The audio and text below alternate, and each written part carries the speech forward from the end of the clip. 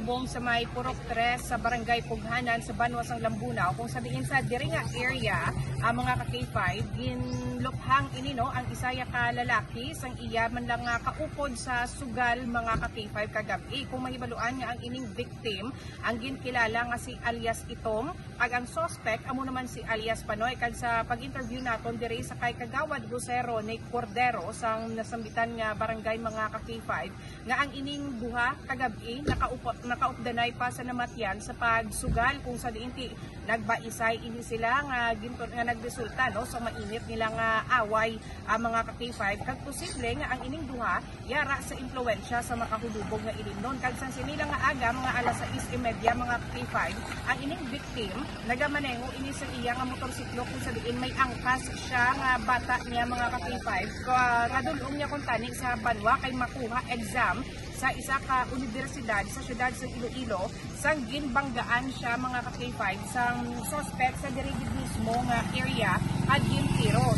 Una nga information may igo sa Abaga ang ining victim kung sa day nakadalagan pagka dito sa pinakapunta ang mga ka-K5 ginabanta 30 tugtog 50 metros ang ining victim kag ginsundan pagid siya sang suspect kag finishing mga ka-K5 so ginbawian kini sa kabuhi ang victim samtang ang suspect ang nagpalagyo naman sa direksyon pa-going sa Banwasang Haniway mga ka-K5. Isa diri sa ginalantaw nga motibo amo ang away sa sugal mga ka-K5 pero nagapadayon pa ang investigation sang Lambunaw Municipal Police Station. Ginkilala ang suspect nga si Ronnie Loreco alias Panoy ginabanta 50 anyos, residente sa Barangay Pughanan kag ang biktima nga si alias Itom Soliva ginabanta 44 anyos, residente naman sa Barangay Panuran. Si Panoy na mago makunura na magos Panoy.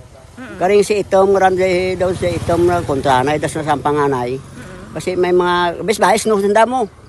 Ti basi may si Itom may istorya si Itom kay parte kay Panoy daw no yan sunos Panoy ti basi amuran na alinan sa anda pag Sunod naman kay alias Inday, 22 anyos, bata sang biktima, nakita sini nga nagatindog sa tunga dalan si alias Panoy kag wala na sang madamo pa nga gamo, hinali lang sini gintiro ang biktima. Nakadalagan pa si alias Itom apang ginsundan pa ini sang suspect kag finishing. Nagahilibio naman si alias Inday bangod nakita gid sini kung paano ginpatay ang iya amay sa wala mahibaluan nga rason. Pinapanawagan ko lang gali sa suspect na nagpatay kay tatay ko nga si alias Panoy, dapat madakpan karo kag mapriso, way ka naluoy sa tatay ko. Manan ni tatay ko ano kuk palangga. Ana maragi makas ko bagula ko ka tapos manan ko ano gusto na ginay makasan ko ron. Mapinalanggaan ng klasik tao. Tatada nang inabless bata na. Bisan anong pigado biyay may daplikid ra uli. Kiro gipatay mo kiti mo. Mga na yung may pamilya pa.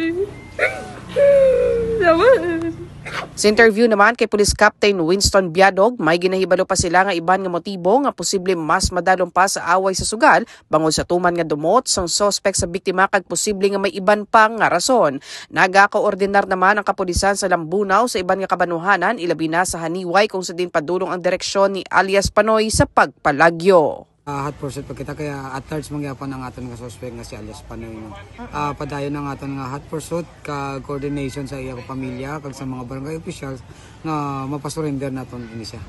Ini si K5 Karen Badilla para sa Kampiyon nga Balita, Serbisyo Publiko kag Kalingawan sa Iloilo. K5 News FM.